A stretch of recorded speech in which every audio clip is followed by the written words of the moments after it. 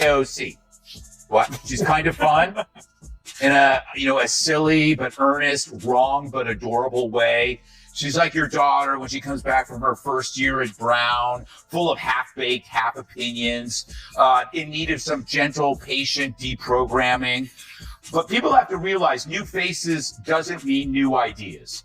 Drives me crazy. AOC has never introduced a fresh idea or issue in her life. Greg Gutfeld entrance, flamethrower in hand, was a statement all by itself. Who was the target? Alexandria Ocasio-Cortez. Yes, AOC, the artist of headline-ready zingers and viral Twitter takedowns. But there's a twist. This time she isn't the one gripping the mic. She's clutching the L. What did Greg uncover that's left everyone stunned? This isn't mere political theater. It's equal parts comedy and high drama. And it might deliver the kind of truth that upends careers.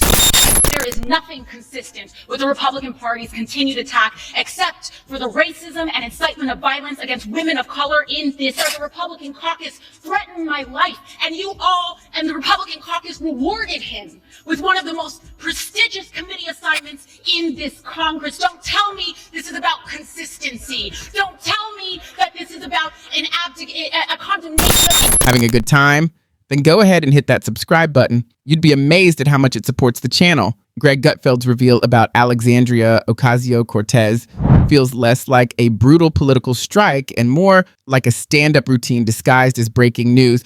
After all, AOC is practically Congress's own Marvel character, a figure everyone recognizes for her larger-than-life presence. And yes, it almost seems like the superhero cap Instagram filter isn't optional, it's a requirement. Gets along with Bernie is because she's like an 80-year-old leftist in a used bookstore. I mean, she may look fresh, but she's as stale as an abandoned futon on the street. It's like, I listen to her, I go, I heard that at Berkeley in 1983. So their problem is, and the reason why they don't have any ideas is they operate on half opinions. Like, what if we get rid of cash bail? Oh, let's do it. What happens? You have repeat criminals wreaking havoc. What if we have sanctuary cities? Hey, let's do it. What happens? You have rapists and killers, finding sanctuary, safe haven. What if we Here's what's on the menu. She'll wipe out poverty, crush injustice, save the planet, and maybe even get your pet into a yoga pose, all before brunch. Listening to her speeches, Gutfeld sums it up simply. This isn't politics. To him, it's more like open mic night, and he's already queued up the mic drop. I love how she explains it. They're not meant for you, right? But then you have to ask, okay, then what is this debt forgiveness? Who is it meant for? And when you look at the data, it's upper, white, middle-class, liberal women. This ain't welfare, right? These are well-to-do people. It's a bribe for Democrats on the backs of plumbers, truckers, and everyone else who actually does a real job, unlike me. AOC is the symbol of the entitled sponge. She complains about student loans, but she owns a Tesla. The funniest part? You can see it coming from a mile away. AOC strides in as the champion of the working class, painting visions of rooftop gardens and freebies for all. Meanwhile, Greg Gutfeld shows up like that sharp-tongued uncle at Thanksgiving, the one who refuses to let any grand idea slip by without a jab or a smirk. Think about what their ideas incentivize. That would be nice. So where are their ideas going to come from? Trump. The only way they're going to create a message is based on whatever Trump does. So I have some slogans for the Democrat Party. Oh, wow. The Democrat Party, when you're tired of success. The Democrat Party, make America suck again. Democrat Party, the first choice for illegals, vandals, and dead people. Greg doesn't bother with charts, statistics, or dense reports. Instead, he flips her speeches the way a chef tosses pizza dough straight into the oven of satire. Suddenly, those billion-dollar dreams feel less like serious policy and more like a teenager maxing out their Sephora card. But here's the catch. It isn't just comedy. It's showmanship with purpose. Because when Greg unpacks AOC's flair, he's not only laughing, he's pulling back the curtain on the contradictions that make her both the internet's favorite activist and Congress's most theatrical scriptwriter. Take the details he highlights: the $200 sweaters, the organic kombucha that costs more than a family's grocery run, the anti-capitalist speeches live streamed from the comfort of her brand new ring light. This is where things really heat up. Greg argues her standout wins don't live in legislation but online, Her TikToks, more performance art than political updates. Her live streams, less about governance, more about stage presence, with carefully arranged lighting, scripted outrage, and a cheering comment section that treats her like a Coachella headliner. Her main stage isn't the House floor, it's Instagram Live. Yes, she holds a seat in Congress, but Greg's jab stings because it echoes a thought many hesitate to voice. Maybe AOC isn't operating as a traditional politician at all. Maybe she's playing the role of an influencer. First, she owns a French bulldog. Thanks to Cat Temp, I know everything about French bulldogs. And one thing I know, they are so expensive. They're more expensive than any college tuition. That you got to take care of them. They're adorable dog. But she owns a Tesla and she owns a French bulldog. And she wants you or your dad, the electrician, to forgive her student loan. That's BS. Turn in the Tesla.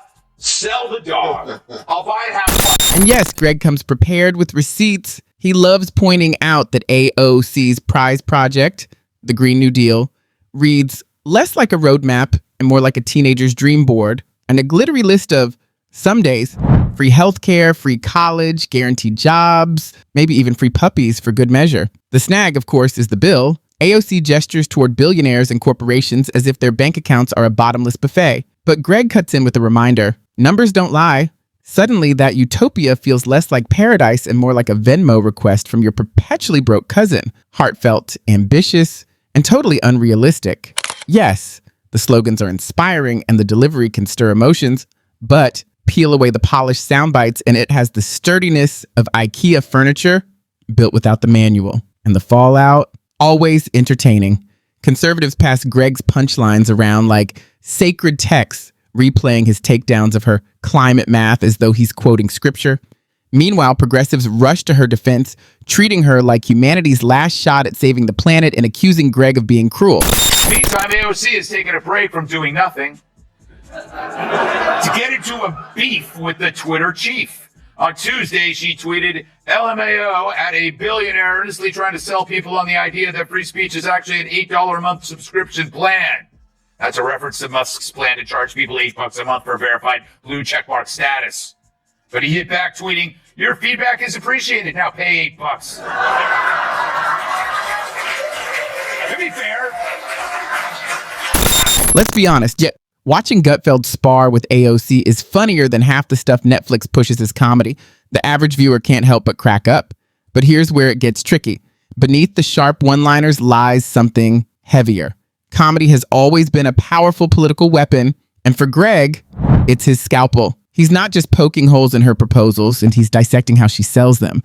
The sleek branding, the polished look, the viral-worthy buzz all cover up a messy reality. Her slogans soar on Twitter, yet stumble when tested against the grind of actual governance. That sting doesn't land because it's mean. It lands because it rings true. Greg becomes the guy who finally says the quiet part out loud, is this Congress by dot? Or the TikTok house. And the timing couldn't be sharper. At a point where politics doubles as entertainment, AOC plays the influencer role while Greg positions himself as the critic, turning the whole spectacle into a roast. And like any roast worth watching, the real punch isn't just in the laugh, it's in the uncomfortable truths hiding right behind it. To be fair, she'd love to spend the $8, but she already bought a Tesla. He also tweeted a photo of some ugly AOC merch he's trying to hawk for $58. Overpriced merch, AOC. Seems pretty capitalistic of you, which according to you makes you evil. And according to anyone paying attention, also makes you full of... When Greg teases her math, he's not just joking about numbers, he's highlighting how flimsy some of those big promises really are. When he pokes fun at her working class warrior image, he shines a light on the gap between her rhetoric and her lifestyle. And when he ridicules her Instagram activism, he's exposing how politics has shifted from problem solving to performance. Then comes the fallout. AOC, never one to retreat from a Twitter clash, fires back. But her replies, whether doubling down or shifting the conversation into moral outrage, usually fuel the fire instead of putting it out. And that's perfect for Greg. The more she claps back, the more material he gets. The cycle becomes endless. AOC reacts to Greg's mockery, Greg ridicules her reaction, and the whole thing turns into a ping pong match of insults that leaves the audience howling. But the real takeaway, Greg reminds everyone that politics isn't just about catchy slogans or viral sound bites. What counts is what actually works. Because if you can't explain how to fund your promised paradise, maybe it's not a plan at all. Maybe it's just another tweet. I mean, first of all, $80 per theater. I paid $80 in a theater and there wasn't even a movie playing. Wow. What do you mean? I don't know. So surprised. Who would go see a movie that's the opposite of entertaining? There's nothing entertaining about that. Michael Moore's colonoscopy is more entertaining than that because there's probably more twists. But it does show you how great it is to be a progressive in a liberal biased culture. She really doesn't do her job, right?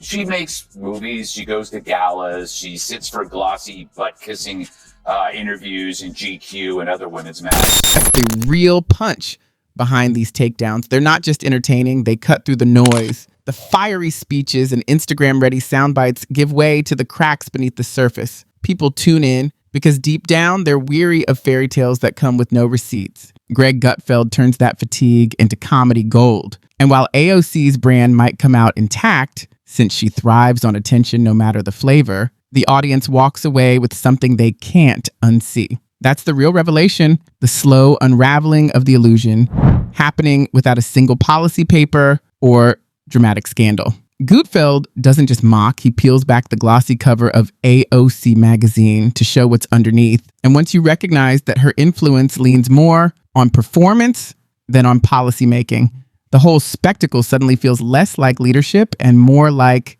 theater, which, let's be honest, is equal parts hilarious and a little unsettling. That's mean. You're Right. being mean. But I'm fascinated they thought there was an audience for this outside of like Earth Justice or the Justice Democrats, because who really wanted to go and see this thing? And then tomorrow you'll have an article that we'll have to talk about, which is that kids all over America are having nightmares about climate change. Well, no wonder. Jessica, what about the fact that the climate activists are very much, they're very much enthused about what they do. And let's be real, humor and politics aren't leaving the stage anytime soon. If anything, Greg versus AOC feels less like a one-off clash and more like a long-running sitcom. Every time she posts, makes a speech, or even sighs a little too loudly in Congress, Greg is right there, pen in hand, ready to spin it into the night's top comedy sketch. At this point, it's not politics anymore. It's taxpayer-funded improv. Take her fixation on being the voice of the working class. She frames herself as a modern Rosie the Riveter, fists raised against the millionaires. But when you look closer, it lands like the moment you realize you've been paying for a gym membership you haven't used in years. Equal parts laughable and painful. Then there's her climate crusade. AOC paints global warming as a Marvel villain. Massive, flashy, and impossible to defeat without the right heroes. And of course, the heroes need funding. To her, the Green New Deal is the infinity gauntlet. One snap and poof, carbon emissions vanish, airplanes run on good vibes, and every building in America gets a makeover straight out of HGTV. AOC was on 60 Minutes last night. Quite a feat for a newcomer. Must be all her great new ideas. People are going to have to start paying their fair share in taxes. Once you get to like the tippy tops, on your $10 millionth dollar, sometimes you see tax rates as high as 60 or 70%. What an expression.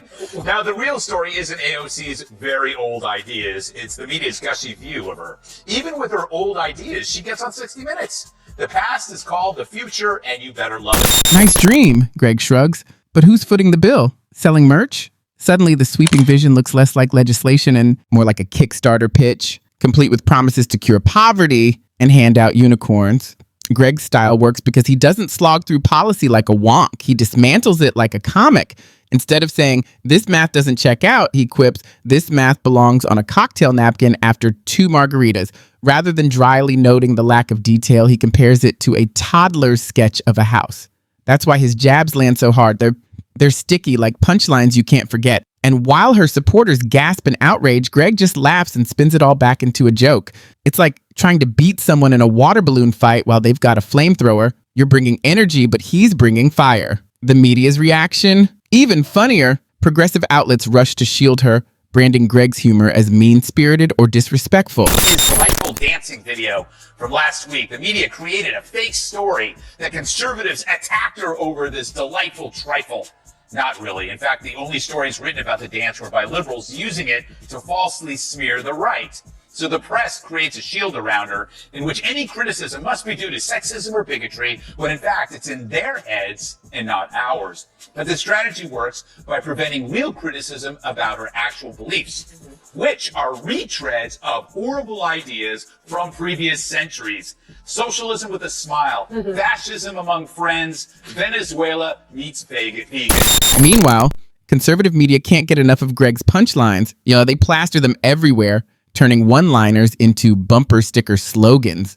And the rest of us, we're just sitting back with popcorn, watching the strangest buddy comedy play out. One character is the activist turned celebrity politician, the other the sarcastic late-night uncle. Together, they've unintentionally built a show that's more entertaining than anything Netflix has rolled out lately. But the bigger question is what this says about politics. AOC, for her part, thrives on the spotlight. Good press or bad, every meme, clapback, and viral clash cements her place in pop culture. Yet when the sheen fades, so does the magnetism. And that's why these moments matter more than they appear. They aren't just jokes, they're disguised reality checks. They remind us that slogans don't solve problems, fiery speeches don't balance budgets, and Instagram followers don't translate into legislation. And for AOC, the subtext is clear. Being an internet icon doesn't automatically make you a heavyweight in Congress. Poll says AOC has 61% approval rating for Democrats, right? The highest of any Democrat unless they've been elected president. So if your new brand ambassador is going to be AOC, then I think it's more than just the messaging and the branding. So by now you heard that AOC, among others, were arrested last night. She truly is an American hero. It was brutal. Taken out in cuffs. Well, technically, her shirt had cuffs. Maybe French cuffs, as she did surrender without fighting. Here's the kicker. She won't stop. Without the spectacle, the flair, and the nonstop Instagram lives, AOC wouldn't be the AOC brand we all recognize. And Greg, he's not stopping either. Half his material vanishes without her. It's the strangest kind of political symbiosis.